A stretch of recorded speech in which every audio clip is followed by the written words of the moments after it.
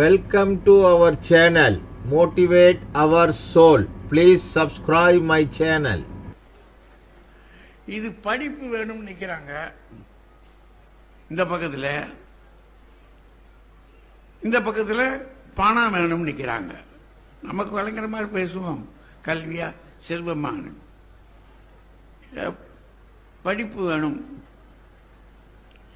இந்த அணியில் பேசுகிறவர்களில் அவர் முனைவர் அன்புநாதன், அவர் என்னுடைய பிள்ளை, என்கிட்ட படித்த பிள்ளை, படிச்சுட்டு இன்னும் எனக்கு மரியாதை கொடுக்குறாரு.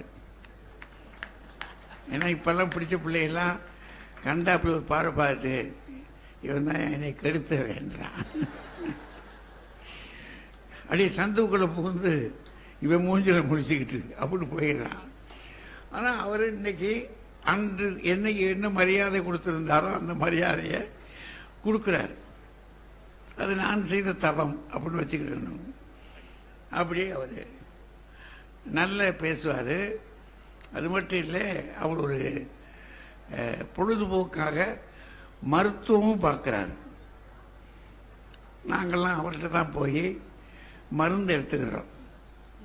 நம்ம இவ்வளோ தூரத்துக்கு இருக்கிறதுக்கு காரணங்களில் அவர் ஒரு காரணம். நல்ல மருத்துவர் மதுரையில். அவரோடு சேர்ந்து பேசுறதுக்கு நம்ம கவிதா ஜவஹர், திருப்பதி கவிதா ஜவஹர், நல்ல பேச்சாளர், வளர்ந்து வருகிற பேச்சாளர். அதில் உலகங்கள் சுற்றி சுற்றி வர்றாங்க அவங்க. ஆக அவங்க இந்த ரெண்டு பேர் தானே, இருவரும் இந்த அணியில் இருக்காங்க. என்னது படிப்பு தான் அப்படின்னு. இந்த பக்கத்தில் செல்லாது பணம் தான். அது இந்த பக்கத்தில் பேசுறதுக்காகலே முனைவர் நம்ம ரேவதி அம்மா, அவங்க ஒரு கல்லூரியில் துணை முதல்வர், மதுரை செந்தமிழ் கல்லூரியில். அவங்க நல்ல பேச்சாளர். அவங்களும் நல்லா சுற்றி வர்றாங்க. ஒரு பேச்சாளர்களுக்கு ஒரு மரியாதை உண்டு. இது இந்த காலம் அதை ஏற்படுத்தி கொடுத்தது 1950களுக்கு பிறகு சில இயக்கங்கள் இங்கே வந்துச்சு. 50களுக்கு பிறகு எனக்கு கூட கொஞ்சம் கூட சொல்லலாம், தமிழ்நாட்டில் சில இயக்கங்கள், அந்த இயக்கங்களால தான் தமிழ் வளர்ந்தது, நிமிர்ந்தது. அவங்க சாதாரண தெருவோரத்து மக்களை எல்லாம் ஒன்று கூட்டி இந்த நாட்டுக்குள்ள ஒரு உயர்வு வர வேண்டும். அதனால அவங்க போட்டாங்கன்னா பேரையே முன்னேற்றம் அப்படின்னு வச்சாங்க. முன்னேற்றம் அப்படின்னு வச்சுக்கிட்டாங்க. இப்போ முன்னேற்றம்னா என்ன? உயர்வு தானே முன்னேற்றம். அன்னைக்கு முன்னேற்றம்னு சொல்லலாம் நினைக்கிறேன். அறிஞர் அண்ணாவுக்கு பிறகு இங்கே தலையெடுத்தது. ஏன்னா அவர் தான் முதல்ல அந்த முன்னேற்றம் அப்படின்றத கொண்டு வர்றாரு. அப்புறம் அப்படியே வளருது. இன்னைக்கு பார்த்தீங்கன்னா எந்த கட்சி எடுத்தாலும் இந்த முன்னேற்றம்ன்ற ஒட்டு இருக்கும். இப்போ இதன் மூலமாக ஒரு உயர்வு கொண்டு வர்றதுக்கு அந்த மாதிரி கொண்டு வரணும். அப்படின்னா பணம் வேணும், காசு வேணும். இந்த பக்கம் ரேவதி அம்மா, அவரோட பேசுறதுக்கு ரொம்ப மும்பலமா நிற்கிற ஆளு நம்ம ராஜா.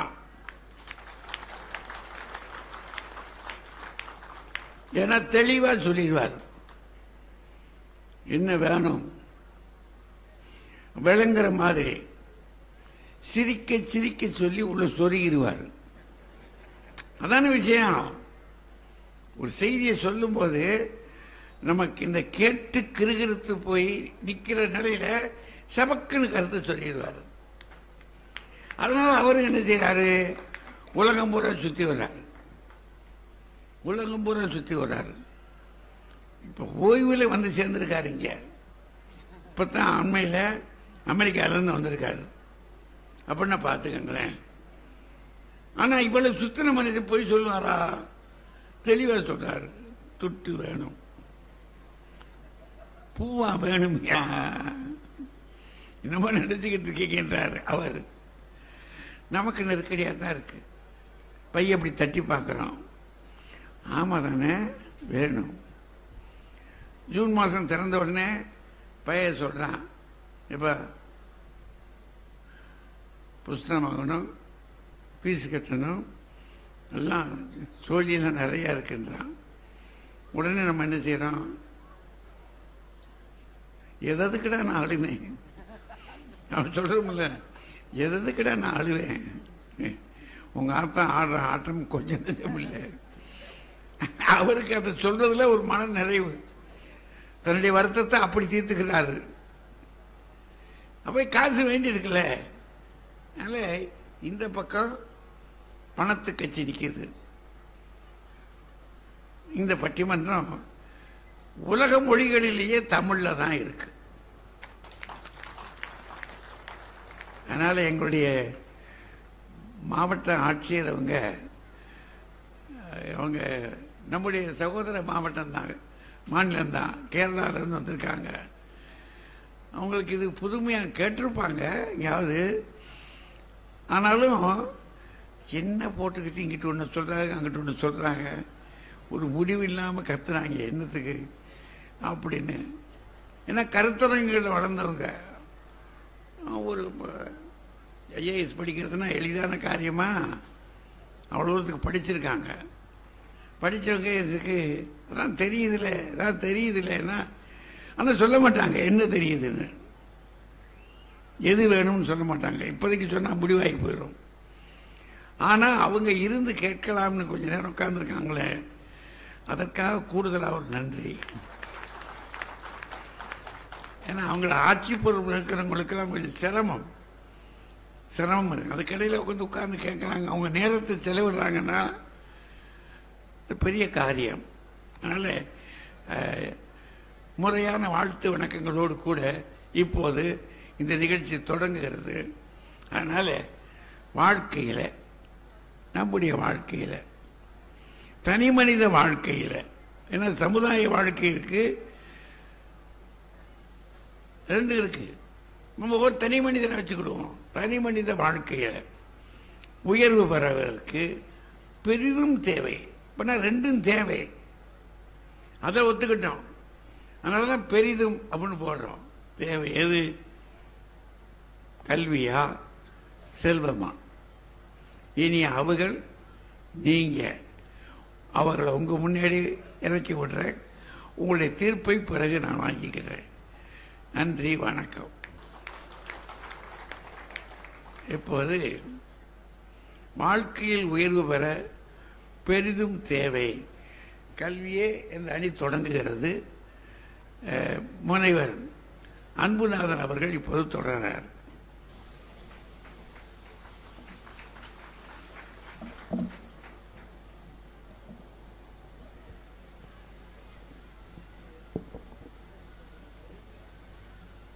என்னுடைய ஆசிரியரும் தமிழ் அறிஞரும் பத்மஸ்ரீ விருதாளருமான ஐயா அவர்களுக்கு என்னுடைய முதற்கண் வணக்கங்கள். ஐயா சொன்னது போல மாவட்ட ஆட்சியர் இந்த புத்தக திருவிழாவிலே இருந்து இந்த நிகழ்ச்சியை காண்பதற்காக அமர்ந்திருக்கின்றார். அவர்களுக்கும் என்னுடைய வணக்கங்கள். ஒவ்வொரு ஆண்டும் திறம்பட இந்த புத்தக திருவிழா நிகழ்வை நடத்தி கொண்டிருக்கக்கூடிய மாவட்ட நிர்வாக அதிகாரிகள், பள்ளி கல்வித்துறை, நூலக அமைப்புகள், பப்பாசி,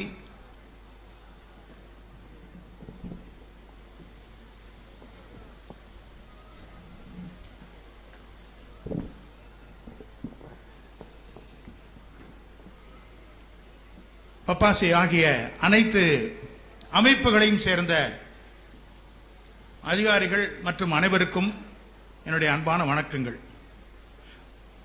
இந்திய விடுதலையில் பல போராளிகள் இருந்திருக்கின்றார்கள். அதில் முதல் ஒரு பெண் விடுதலை போராளி என்றால் இந்த மண்ணுக்கு சொந்தக்காரியான வீரமங்கை வேலு நாச்சியார். அந்த மண்ணிலிருந்து வந்திருக்கக்கூடிய ரசிக பெருமக்கள் அனைவருக்கும் என்னுடைய மாலை வணக்கங்கள். நடுவர் அவர்களே, அரசியல்ல இந்த கட்சி விட்டு கட்சி மாறினாங்கன்னு வச்சுங்களேன், அதுக்கு தடை செய்வதற்கு சட்டம்லாம் இருக்கு. ஆனா இப்ப பட்டிமன்றத்தில் இப்படி அணி விட்டு அணி தாவுறாங்க. அதுக்கு நம்ம ஒரு கட்டாயமா ஒரு சட்டம் போடணும். அதாவது பிறப்புரிமை இருந்தாலும் படிப்பினால் உயர்ந்த 2 பேர் அந்த பக்கத்துல உட்கார்ந்துகிட்டு செல்வம்னு பேசுறதுக்கு வந்திருக்காங்க. ஒருத்தர் கல்லூரியில துணை முதல்வரா இருக்காங்க. ஆமா, அவங்க முழுவதுமாக கல்வியை தான் அங்க போதிக்கிறாங்க. ஏன்னா மாணவர்களுடைய முன்னேற்றத்திற்கு கல்வி வேணும்னு அங்க பேசிட்டு இங்க வந்து செல்வம்ன்றாங்க. அவங்க சம்பளத்தை நம்பி இருக்கிறாங்க. அந்த பக்கம் பாத்தீங்கன்னா நம்ம ராஜா சார் ஆச்சரியமா இருக்குது. அவர் அந்த பக்கத்தில் உட்கார்ந்து இருக்கிறார். கல்வியினாலையும் கல்வி கொடுத்த திறமையினாலையும் நீங்க சொன்னது போல பட்டிமன்றத்தில் மட்டும் இல்ல, நம்ம சூப்பர் ஸ்டார் சொன்னது மாதிரி சிங்கிளாவே போய் கலக்கிக்கிட்டு இருக்காரு பல இடங்கள்ல போய். அவர் கலக்கிறதுக்கு காரணம் அவருடைய கல்வியும் அதனால் வளர்த்து கொண்ட திறமையும் தானே தவிர சூப்பர் ஸ்டாருடைய மாமனாராக படத்தில் நடித்தது காரணம் இல்லை. அது இல்லவே இல்லை. பணமும் இல்லை. ஆனா அவர் பணத்தை பேங்க்ல போய் உட்காந்துட்டார். எப்படியோ முன்னாடி ஒரு கனெக்ஷன் இருந்திருக்கு அவருக்கு. அதனால அவரு படிச்சு முடிச்சுட்டு அங்க போயிட்டார். வங்கியில இருந்ததுனால அவருக்கு தெரியுது. ஐயா ரொம்ப முன்னாடியே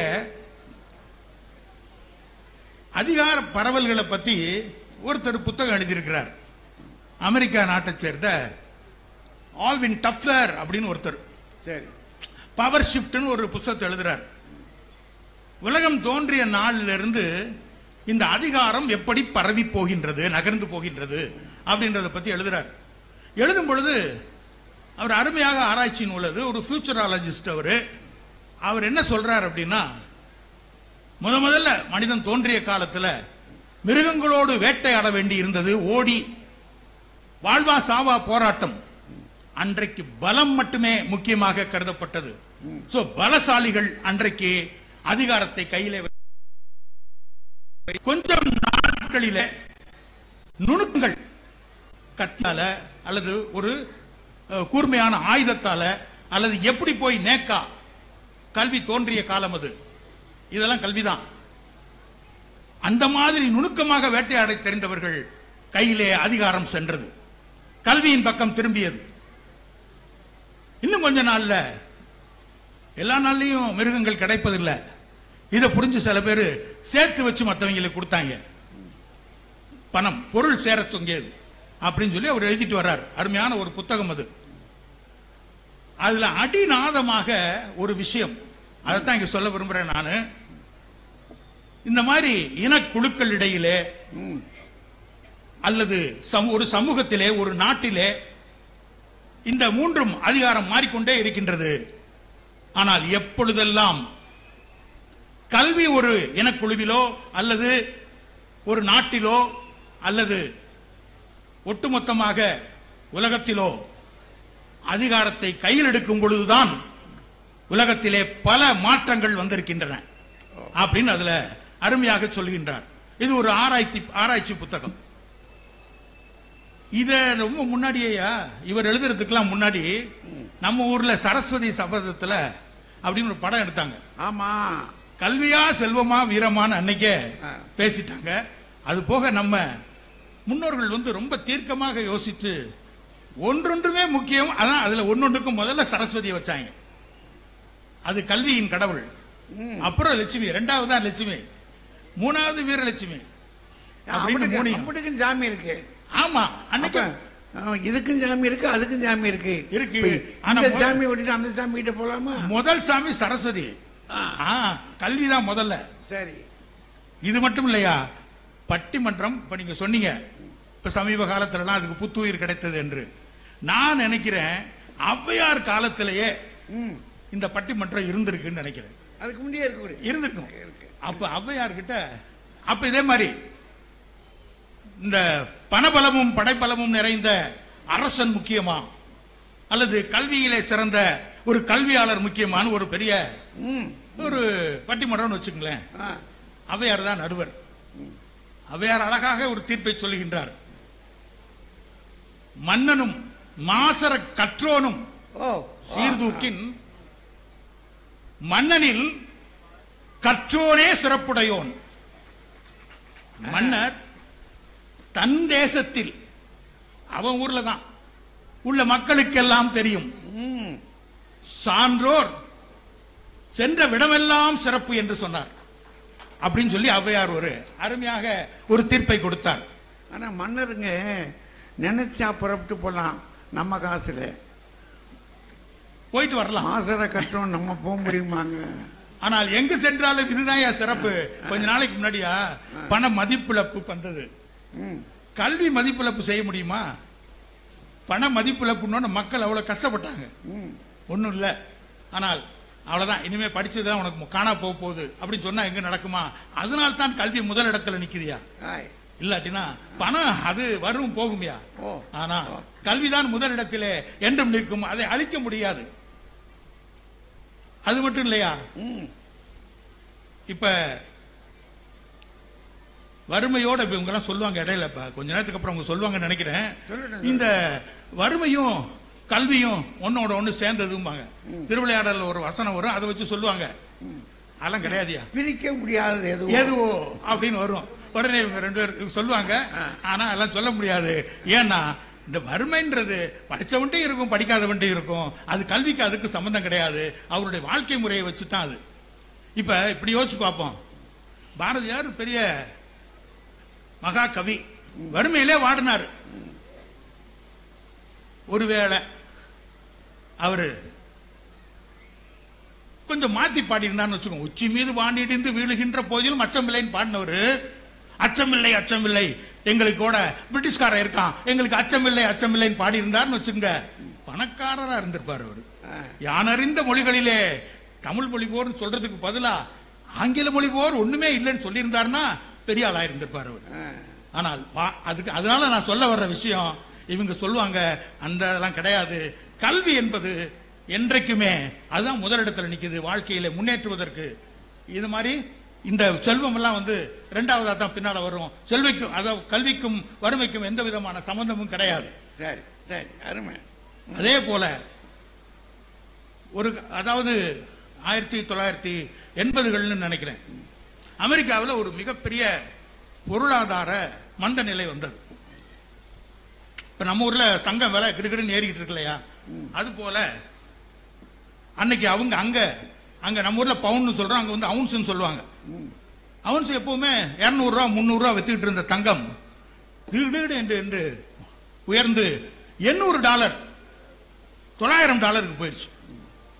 என்னென்னமோ செஞ்சு பார்த்தாங்க அரசாங்கம், நிதி மந்திரிகளை மாத்தியது, மத்திய வங்கி தலைவர்களை மாத்தியது, ஒன்னும் நடக்கல. என்னடா செய்யறதுன்னு பார்த்தாங்க. மாத்தினாங்க, தங்கம் மாத்திருச்சு. தங்கம் அவ்வளவு முக்கியமானது, ஆனா அதை குறைக்க முடியல. கடைசியில் அதை குறைச்சு கொண்டு வந்தது யார் அப்படின்னா, ஒரு ஆகச் சிறந்த ஒரு கல்விமான். அவரை கூப்பிட்டு, யாரு, பால் வால்மர் அப்படின்னு சொல்லிட்டு ஒரு பெரிய கல்விமான்.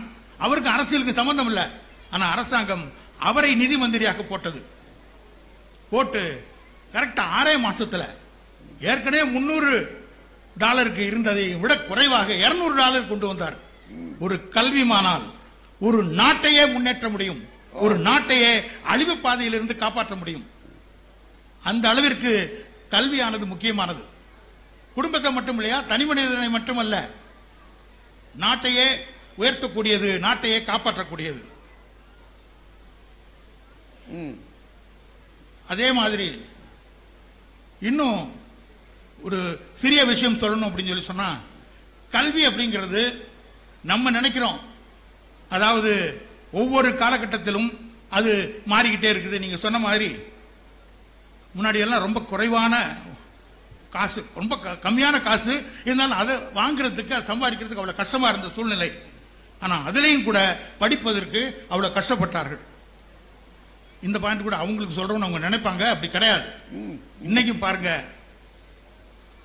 இன்னைக்கெல்லாம் எனக்கு ஒரு என் கூட பிறந்தவங்க நிறைய பேர், 10 பேர். எங்க 11 பேருக்கும் எங்க அப்பா ஒருத்தர் சம்பளத்தை கல்வி கொடுக்க முடிந்தது. அன்னைக்கு முடிஞ்சிச்சு. ஆனா போட்டிருந்தா தானே. இன்னைக்கு எங்க எல்லாத்துக்கும் ஒரு குழந்தை 2 குழந்தை இருக்கு. 2 பேரும் சம்பாதிச்சும் அந்த கல்வியை கொடுக்க முடியவில்லை. இருந்தாலும் கஷ்டப்பட்டு பிள்ளைகளுக்கு கல்வி கொடுத்துக் கொண்டிருப்பதற்கு காரணம் கல்விதான் உயர்வு தரும் என்ற அந்த ஒரு ஆழமான கருத்து நம் மக்களிடையே வேரூன்றி இருக்கின்றது என்பதுதான்.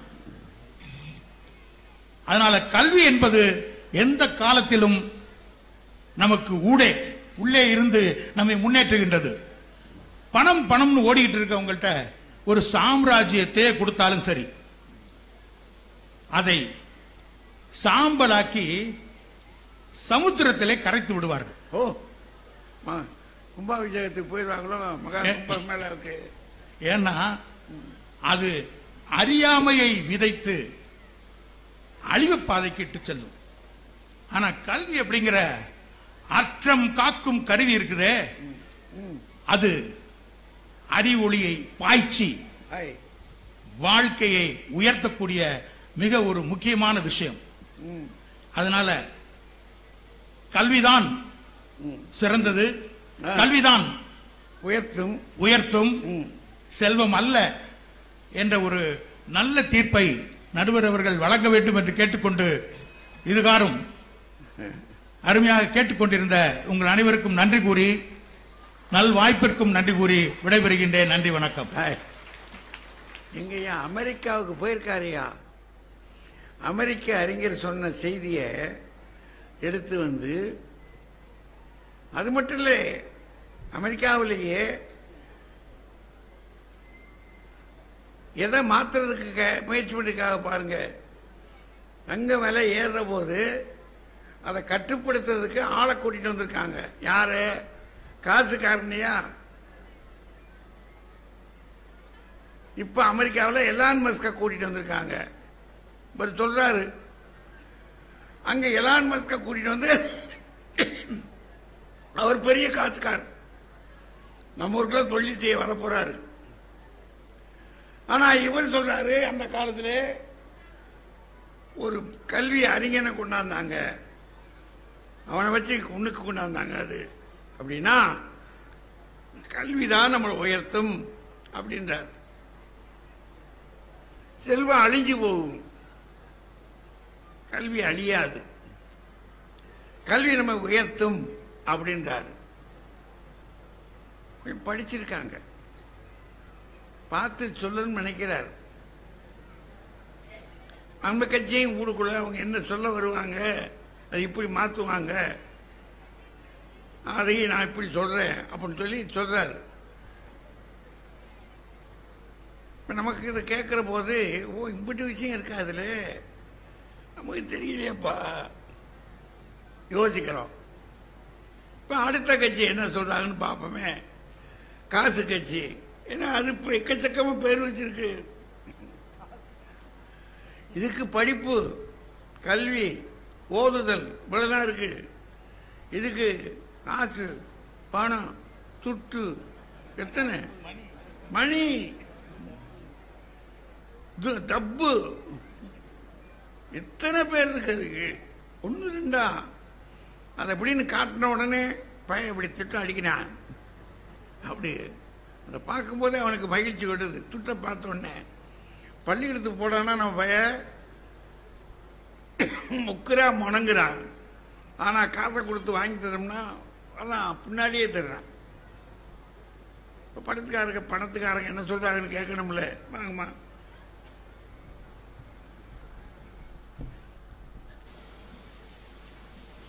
ரேவதி சுப்பலட்சுமி அவங்க.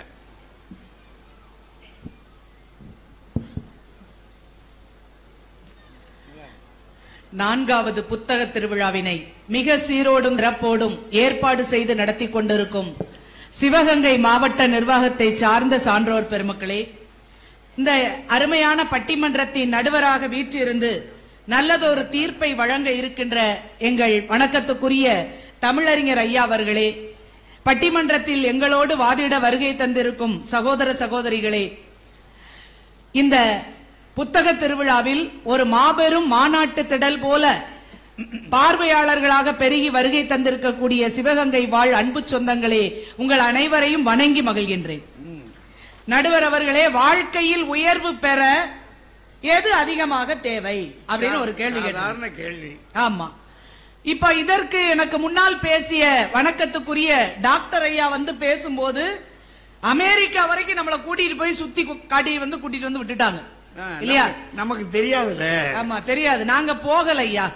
ஆனா ஐயா சொன்ன ஒரு விஷயம் என்னவா, கல்வியா செல்வமா என்று கேட்டால் முதலில் வருவது கல்விதான் அப்படி நம்ம ஒரு அவர் சொல்றாங்க. செல்வம் ரெண்டாவது தானே வருது, அது ரெண்டாவது தானே வருதுன்னார். நாங்க லேட்டா வந்தாலும் லேட்டஸ்டா வர்ற ஆட்களுங்கய்யா. எப்படிப்பட்ட அது எவ்வளவு முக்கியமானதுங்கிறத மறந்துடக்கூடாது. அழகா சொல்றாரு அவர். என்னவா, நான் எனக்கு என்ன மரியாதை, ஒரு கல்லூரியில முதல்வரா இருக்காங்க, இவ்வளவு படிச்சுட்டு ஒரு கல்வியை பத்தி குறைச்சு பேசுவாங்களா அப்படின்னு கேட்டாங்க. நாங்க கல்வியை குறைத்து பேசுவதற்கு வரவில்லை, ஏன்னா எல்லாருமே படிச்சவங்க. ஆமா, நாளை கல்லூரிக்குள்ள போகணும். படிப்பு தானே நம்மளை உயர்த்தி இருக்குங்கிறதுல ஒன்னும் நமக்கு மாற்று கருத்து இல்ல. ஆனா பெரிதும் தேவை எதுங்கிறது தான் இப்ப கேள்வி. இப்ப ஐயா கேட்டார்ல, அவங்க ஒரு கல்லூரியில இருக்காங்களே, இவங்க கல்வி வேண்டான்னு சொல்லலாமான்னாங்க. நான் அதே படிப்பு தான், எம்ஏ எம்பில் பிஹெச்டி எல்லாம் படிச்சு முடிச்சுட்டு வீட்டுல இருந்தேன்னு வைங்க, எனக்கு மரியாதை இருக்குமா? இல்ல, சம்பளம் வாங்காம போனீங்கன்னா மரியாதை இருக்குமா? மரியாதை இருக்காது இல்லையா? அப்போ திறமை என்பது, படிப்பு என்பதும் பணமாக மாறாத வரைக்கும் இந்த சமூகத்தில் எந்த திறமைக்கும் மரியாதை கிடையாது. அதை உருவாக்கி கொடுக்கிற திறமைக்கும் படிப்புக்கும் தான் மரியாதை. கொஞ்சம் அடிச்சு கைதட்டுங்க, அப்பதான் அது நல்லா இருக்கு. ஆமா, அதுல என்ன சொல்றாரு, செல்வம் ஊருக்கு ஊர் மாறுது, அதனுடைய மதிப்பு இழக்குது, கல்வி மதிப்பு இழப்பதே இல்லை அப்படின்னு ஒரு பெரிய விஷயத்தை ஐயா சொன்னார். ஐயா, கல்விக்கு மதிப்பு இல்ல, மாற்றம் இல்லாம இருக்குதா? மாறிக்கிட்டே இருக்கு கல்வி. ஒரு காலத்துல திடீர்னு ஒரு புற்றீசல் மாதிரி கிளம்புனாங்க, இன்ஜினியரிங் படிப்பு தான் வேலை கிடைக்கும், பணம் சம்பாதிக்கலாம்னு சொல்லி எங்க பார்த்தாலும் இன்ஜினியரிங் காலேஜா வந்தது. அதுக்கப்புறம் பாத்தீங்கன்னா இன்ஜினியரிங் காலேஜ்ல கூட்டம் இல்ல, அத்தனை பேரும் ஆர்ட்ஸ் காலேஜுக்கே வந்தாங்க. இப்ப ஆர்ட்ஸ் காலேஜ் கலை கல்லூரியிலையும் கூட நிறைய கோர்ஸ் எடுத்துட்டாங்க. மருத்துவ கல்லூரிக்கு எப்பவும் இருக்கு, அதுக்கு எப்போதுமே மரியாதை இருக்கு. ஆனா கலை கல்லூரியில கூட சில பிரிவுகளை எல்லாம் எடுத்து விட்டார்கள் என்றால், எப்ப அதனால பணம் சம்பாதிக்க முடியாது என்று தோன்றுகிறதோ உடனே அந்த கல்விக்கே மதிப்பில்லாமல் போகிறது என்றால், அதைத்தான் நாங்க சொல்றோம், கல்வியிலும் மாற்றங்கள் இருந்து கொண்டேதான் இருக்கிறது. இதுக்கு எங்க போயிட்டாரு, ஔவையார போய் கூட்டிட்டு வந்தார். எப்படி, மன்னனும் மாசற கற்றோனும் ரெண்டு பேர் வரும்போது மன்னனை விடவும் கற்றவனுக்கு தானே பெருமைன்னாரு. அவ கையில காசு இல்லாம திருத்தருவா தெரிஞ்சவா. ஆமா, கூழுக்காக கவி பாடுனேன்னு ஊர் பூரா தெரிஞ்சது பாவம் அந்த அம்மா. நான் அது இருக்கட்டுங்கய்யா, இலக்கியத்துல இருக்கு, அதை மதிப்போம். இப்ப நடைமுறை வாழ்க்கைக்கு வந்துருங்களேன். கற்றவனை விட எப்படி சொன்னாரு, மாசற கற்றவனும் மன்னனும் வரும்போது கற்றவனுக்கு தான் பெருமைனார் இல்லையா? இப்ப நம்ம நடைமுறை வாழ்க்கையில எடுத்துக்குவோம். இந்த திருவிழாவுக்கு புத்தக கண்காட்சிக்கு மினிஸ்டர் வராருன்னு வச்சுக்குவோம், அவர் தானே இப்ப நமக்கு மன்னர் மாதிரி. இப்ப ஒரு அமைச்சர் உள்ள வந்துட்டாருன்னு வைங்க, நம்ம படித்த அதிகாரிகள் எல்லாரும் என்ன பண்ணுவோம், மினிஸ்டருக்கு முன்னால போயிருவோமா? அவரை போய் நம்ம எல்லாரும் வணக்கம் சொல்லி அவரைத்தான் முன்னிலை கொடுத்து கூட்டிட்டு வருவோம்னா, இதுதாங்க இயல்புல நடக்கக்கூடியது. அந்த அந்தஸ்தையும் மரியாதையும் பணம் படைத்தவர்களுக்கு தான் கொடுப்போமே தவிர, கல்வி என்பது நம்மளுடைய உயர்வுக்கு ஒரு மினிஸ்டர் கல்லாதவர் அந்தஸ்து இருக்கு இல்லையா? படிச்ச அமைச்சர்களும் இருக்கலாம், படிக்காதவங்களாவும் இருக்கலாம், அந்தஸ்துன்னு ஒண்ணு இருக்கலாம் ஐயா. இந்த காலத்துல மன்னர்களுக்கு சமமா அவங்கள வச்சு பார்க்கலாம்ல. அப்ப இலக்கியம்னு ஒண்ணு இருந்தா இயல்பான வாழ்க்கையில என்ன இருக்குங்கிறத நீங்க நினைச்சு பார்க்கணும். நடுவர் அவர்களே ரொம்ப அழகா சொன்னாங்க, கல்வி இல்லாதவர்கள் இந்த உலகத்துல வாழலாமா அப்படின்னா வாழலாம். படிக்காதவங்க இருக்காங்க, இந்த ஊர்ல நிறைய இருக்காங்க, வாழ்றாங்க. அப்படிதான் இருந்தோம் நம்ம எல்லாருமே, இருந்தோம் ஒரு காலத்துல. ஆனா உயிரோட தான் இருந்தோம். ஆனா பொருள் இல்லாமல், பணம் இல்லாமல் இந்த உலகத்துல ஒரு நாள் நம்மளால கழிக்க முடியுமா? சொல்லுங்க பாப்போம், முடியாது. நடுவர் அவர்களே, இங்க புத்தக கண்காட்சி பிரம்மாண்டமா நடக்குது. 4வது புத்தக கண்காட்சி. இப்ப 3வது புத்தக காட்சியில ஒரு அப்பா பையனை கூட்டிட்டு வர்றாருன்னு வச்சுக்கோமே. புத்தக கண்காட்சியை பார்க்க போவேண்டா, வா, நம்ம மாவட்ட நிர்வாகத்துல இருந்து நல்ல திருவிழா நடத்துறாங்க, வா வந்து பாரு. அப்பாவால ஒண்ணு வாங்கி தர முடியாதுடா, அப்பாட்ட காசு எதுவும் கிடையாதுடா, இந்த புஸ்தகத்தை பூரா பாத்துக்கோ, நீ பெரியவன் ஆன பிறகு இதெல்லாம் படி, உனக்கு உயர்வு வரும்னு சொல்லி அப்படியே கூட்டிட்டு போயிட்டாருன்னு வைங்க. இந்த 4வது புத்தக கண்காட்சிக்கு அவன் வருவானா? கூட அப்பா கூட வருவானா? யாராவது வந்தா புத்தகம் வாங்கி கொடுக்கணும். அவனுக்கு வேண்டிய படம் டிராயிங் புக் கேட்பான், ஏதாவது ஒண்ணு கேட்பான், அதை வாங்கி கொடுக்கணும். அப்பளம் வாங்கி கொடுக்கணும், ஒரு வாங்கி திங்கிறதுக்காக அதான் அப்பளம் வாங்கி கொடுக்கணும், பாப்கார்ன் வாங்கி கொடுக்கணும், ஐஸ்கிரீம் வாங்கி கொடுக்கணும். இதெல்லாம் வாங்கி கொடுத்தாதான் வீட்டு பான்பூரி கேக்குறாங்க, பானிபூரி, இதெல்லாம் வாங்கி கொடுத்தாதான் வீட்டுக்குள்ள அப்பாவுக்கே உயர்வு கிடைக்கும் என்றால் பணம் தான் நமக்கு உயர்வு கொடுக்கிறது என்பதை மறந்து விடக்கூடாது. அதான இயல்பு. நடுவர் அவர்களே, எதிர்கால தேவைக்கு பெரியவங்களுக்கு மரியாதை எப்ப இருக்கும்னு நினைக்கிறீங்க? பெரிய ஆட்களுக்கு பணம் கையில இருந்தாதான் பெரியவங்களுக்கு மரியாதை. வீட்டுல மாமனார் நிறைய சொத்து சுகம்லாம் வச்சிருந்தாருன்னு வைங்களேன், அவர் இருக்கும் போதே எல்லாரும் பம்முவாங்க. வீட்டுல மாமனார் இருக்காரு, சத்தம் போடாத, சத்தம் போடாத. இங்க இருந்து ஏதாவது கத்தி பேசினா அங்க இருந்து அவர் கேட்பாரு, என்னம்மா அங்க சத்தம், சும்மா பேசிக்கிட்டு இருந்தேன் மாமான்னு மரியாதை கொடுப்போம். வடிவேலு சொல்லுவோம். ஏன்னா மாமா பெரிய மிராசுதார், அவருக்கு மரியாதை இருக்கும். அதுவே அவர் ஒண்ணு இல்லாம இருந்தாருன்னு வைங்க, ஏ பெருசு என்ன சும்மா சும்மா பேச்சு காட்டிட்டு இருக்க, மூச்சை மூடிட்டு இருக்க மாட்டியான்னு கேட்பாங்க இல்லையா? வயசாயிட்டான்னு கேக்குறாங்க அப்படின்னு சொல்லுவாங்க. அப்போ வீட்டுக்குள்ள மதிப்பு மரியாதை வர வேண்டும், மரியாதை உயர வேண்டும் என்றால் பணம் வைத்திருக்கிற பெரியவர்களுக்கு தான் அந்த மரியாதை கிடைக்கும். வீட்டுல சில பெரியவங்க இருக்கும்போது பாருங்களேன், நம்ம வீட்டு சின்ன பிள்ளைகளுக்கு ஏதாவது பிறந்த நாள் வரும் இல்லையா, ஒரு பிறந்த நாள் ஒரு கல்யாண நாள்லாம் இளைஞர்களுக்கு வருதுன்னா வீட்டுல எல்லார்ட்டையும் ஆசீர்வாதம் வாங்குவாங்க. அப்படி வரும்போது பெரியவங்க கையில ஒண்ணு இல்லைன்னா அவங்க தவிக்கிற தவிப்பு இருக்கு பாருங்களேன், தாங்க முடியாதியா. பெரியவங்க கையில பணம் இருக்கணும். கையில இருக்கிற பணத்தை பிள்ளைகள் பிறந்த நாள்னு வரும்போதோ இல்ல எதிரையாவது ஜெயிச்சுட்டேன்னு அவன் வந்து சொல்லும் போதோ அவனுக்கு ஆசீர்வாதம் பண்ணி ஏதாவது கொடுத்தால்தான் தன்னுடைய மதிப்பு உயரும் என்று அவர்கள் நினைக்கின்ற நிலையில் கையில ஏதாவது இல்லாம இருந்தா பெரியவர்களுக்கு மரியாதை இல்லாம போயிடும். அப்ப பெரியவர்களின் மதிப்பு உயர வேண்டும் என்றால் கையில பொருள் கட்டாயம் இருக்க வேண்டும், இல்லாம முடியாது. இதே போல ரொம்ப அழகா சொல்லலாம், பெரியவங்க சின்னவங்க. இப்ப அண்ணன் தம்பிங்க ஒரு வீட்டுல 4 பேர் இருக்காங்கன்னு வச்சுக்கோங்க. இதுல பெரியவன் நல்ல படிப்பாளி, நிறைய படிச்சிருக்காரு, நிறைய டிகிரி வாங்கியிருக்காரு, பெரிய பணக்காரர், பெரிய படிப்பாளி. ஆனா வேலை இல்லாம வேலை வெட்டி இல்லாம படிச்சுக்கிட்டே இருப்பாருன்னு வச்சுக்கோமே. ஆனா 4வது தம்பி 10வது தான் படிச்சிருப்பான். ஆனா படிச்சு முடிச்ச பையன் ஒரு ஒர்க் ஷாப், படிப்பு வரலன்னு ஒர்க் ஷாப்ல கொண்டு அப்பா விட்டுருப்பாரு. அவன் அங்க ஒர்க் ஷாப்ல வேலை பார்த்து ஒரு 2 வீலர் மெக்கானிக் ஆகி பழைய வண்டிகளை வாங்கி வித்து பெரிய ஆட்டோமொபைல் ஓனர் ஆயிடுவான். இப்ப அந்த வீட்டுல 4 பேர்ல யாருக்கு மரியாதை இருக்கும்னு நினைக்கிறீங்க? இவருக்கு தான் மரியாதை இருக்கும். 10ஆம் வகுப்பு படிச்சாலும் மிகப்பெரிய கோடீஸ்வரனா இருக்கானே 4வது தம்பி, அவருக்கு தான் மரியாதை இருக்குமே தவிர கல்வி மட்டுமே இருக்கிற ஒரு பெரியவர் அவர்கிட்ட தான் போய் கை கட்டி நிப்பார். எதுவா இருந்தாலும் என் தம்பிட்ட ஒரு வார்த்தை கேட்டுக்கோங்க அப்படின்னு சொல்றாங்கன்னா குடும்பத்துக்குள்ள உயர்வை கொண்டு வருவது எது என்று கேட்டால் அது பணமாகத்தான் இருக்கும் என்பதை மறந்து விடக்கூடாது. பணங்கிறது சாதாரண விஷயம் இல்லைங்க, அது 7th சென்ஸ். நமக்கு அது 7வது அறிவு என்று சொல்லப்படக்கூடியது பணம் என்பதை நீங்க மறந்துடக்கூடாது. நடுவர் அவர்களே, இன்னைக்கு நம்ம வாழ்க்கை வரலாற்று நூல்கள்லாம் இருக்கு இல்லையா, நிறைய வாழ்க்கை வரலாற்று புத்தகங்கள்லாம் இங்க விற்கப்படும். நம்முடைய புத்தக கண்காட்சியில நம்ம பெரியவங்களினுடைய வெற்றி வரலாறுலாம் எடுத்து வாங்கி பார்க்கிறோம். அதுல எல்லா வரலாற்றையும் எடுத்து படிச்சு பாருங்களேன். அவர்களினுடைய உயர்வுக்கு யாரோ ஒருத்தர் கொடுத்த பொருள் உதவி காரணம் என்பதை கட்டாயமா பதிவு பண்ணிருப்பாங்க. என்னைய வச்சுக்கிட்டு சொல்லக்கூடாது. சரி, எல்லாருமே பதிவு பண்ணிருப்பாங்க இல்லீங்களா ஐயா? நம்மளுடைய முன்னாள் குடியரசுத் தலைவர் அப்துல் கலாமாக இருக்கட்டும், எங்க அக்கா எனக்கு பீஸ் கட்டுறதுக்கு என் வளையல கழட்டி கொடுத்தாங்க என்று சொல்லும் போது அந்த பொருளை சொல்லி இருப்பார். இஸ்ரோ விஞ்ஞானியாக இருக்கக்கூடிய கே சிவன், இஸ்ரோ சிவன் அவர் சொல்றாரு, நாகர்கோயில்ல ஒரு சாதாரண குடும்பம், சரக்கல் விலையில் நாங்கள் வேலை பார்த்து கூலி வேலை பார்த்து தான் எங்க படிக்க வச்சாங்க. படிக்க வைக்க முடியல. உடனே எங்க அண்ணன் பார்த்தாரு, நீ நல்லா படிக்கிறல்ல, நீ படிப்பான்னு சொல்லி அவர் படிப்பை தியாகம் பண்ணி அவருடைய வேலை பார்த்த சம்பளத்தை எனக்கு கொடுத்தாரு. அதனால் தான் நான் உயர முடிந்தது என்று சொல்கிறார் என்றால் ஒருவருடைய கல்வி உயர்வுக்கும் கூட பொருள் உதவிதான் காரணமாக இருந்திருக்கிறது என்பதை யாரும் மறக்க மாட்டாங்க. இந்த அண்ணனை பார்த்து சொன்னாங்க இல்லையா, டாக்டர் சொன்னாங்க, ராஜா சார் எவ்வளவு படிச்சவர், கல்லூரியிலேயே முதல் இடத்துல தேறியவர் எங்க அண்ணன், முதல் மதிப்பெண் வாங்கியிருக்காங்க, கோல்டு மெடலிஸ்ட், கோல்டு மெடல்.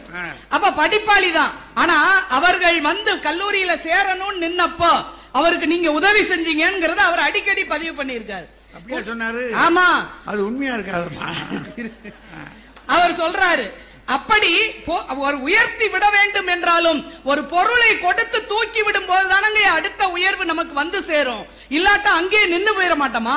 அப்படி உயர்வை கொடுக்கக்கூடியதாக பொருள் இருக்கிறதுங்கிறத யாரும் மறந்துடக்கூடாது. இன்னைக்கு சூழல்ல 8ஆம் வகுப்பு படிச்சா போதும், 50,000 இருந்து 1 லட்சம் சம்பளம்னு அனௌன்ஸ் பண்ணிட்டாங்கன்னு வைங்களேன், யாராவது 9ஆம் வகுப்பு படிப்போமா?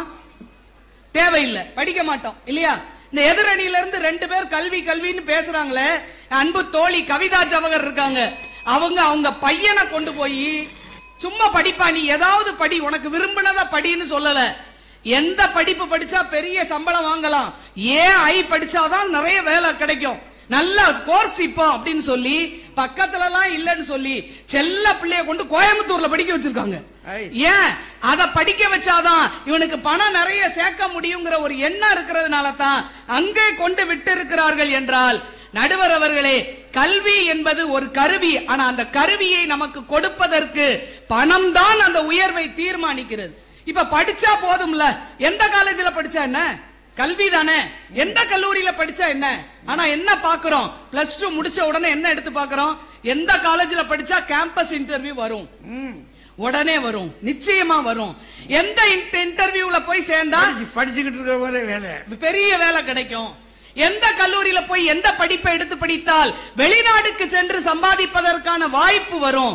இதையெல்லாம் பார்த்து பார்த்து தான் படிப்பை தேர்ந்தெடுக்கிறீர்கள் என்றால், படிப்பை தேர்ந்தெடுப்பதற்கு கூட பொருள்தான் காரணமாக இருக்கிறது என்றால், நடுவர் அவர்களே, வாழ்க்கையில் நாம் உயர்வதற்கு அது வீட்டில் இருந்தாலும் சரி, சமூகத்தில் நம் உயர்வை தீர்மானிப்பது என்றாலும் சரி, நாட்டின் உயர்வை தீர்மானிப்பது என்றாலும் சரி, அது கல்வியை விட செல்வமே என்று கூறி, அதனால் தான் கல்வியை கூட கல்வி செல்வம் என்று நாம சொல்றோம். அப்பதான் எல்லாரும் ஆசையா படிப்பாங்களாம். கல்வியை கூட கல்வி செல்வம், கேள்வியை கூட கேள்வி செல்வம் என்று எல்லாத்தோடையும் செல்வத்தை சேர்த்தாதான் அதற்கு சேர்க்கிற நீ செல்வத்தை, அதுக்காகத்தான் அதை சேர்த்திருக்காங்க என்றால் செல்வ கல்வினா சொன்னாங்க.